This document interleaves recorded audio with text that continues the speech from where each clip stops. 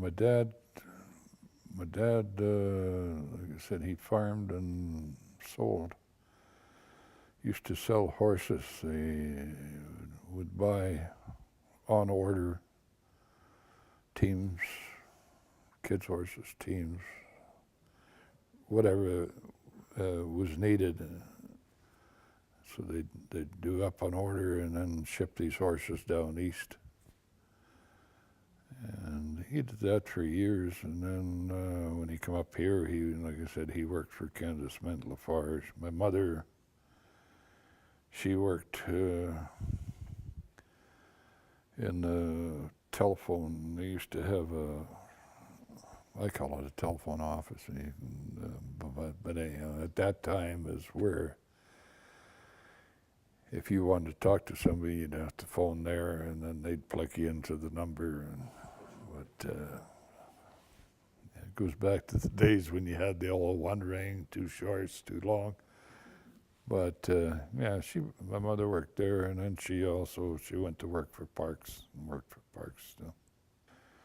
Yeah, she wrote some books. She was very good at writing.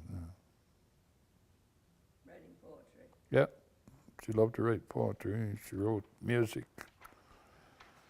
She was very talented in music. She played the violin, played the piano, played the accordion. Like I said, my dad come early 1947, and we come behind in 1947. Yeah, my dad, he was born in Pierce County, Nebraska. My grandfather was a sheriff in Pierce County, Nebraska. And they come to Canada, and my grandfather built the house where we lived, we used to live about approximately a mile and a half north of Chauvin. And my grandmother on my mother's side and grandfather, they come from Saskatchewan. Grandfather homesteaded in Wawota, Saskatchewan. He came out west from Ontario when the railroad ended at Winnipeg.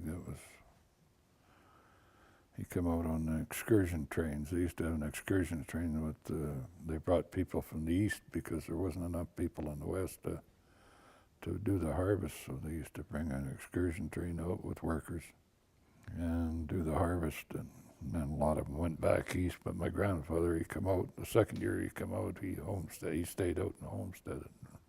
I spent a good portion of my childhood in Seabee, between Kananaskis and Seabee. At that time, like I said, there wasn't real boundaries. As a child now, there's boundaries,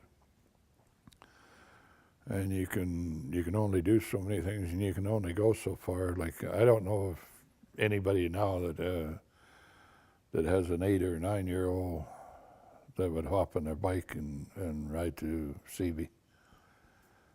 But at that time, it was pretty common. I mean, we went down, the kids, we used to, between the sports day, you'd have a sports day, and then you'd have your different communities participate. Well, there'd be whole Kananaskis, which there wasn't enough kids there really so they kind of joined the kids in Exshaw. They were part of the Exshaw group, and then the CB, they were separate. So. And then there was Ribbon Creek, also had kids that used to participate. But yeah, no, I went at a very young age, spent a lot of time around CB, and we used to go down horseback ride there, and then I used to go to a lot of the community events they used to have there. And of course we all curled together too, so the kids curled, and then as you get older, the seniors curled. But CB was a great, always a great community.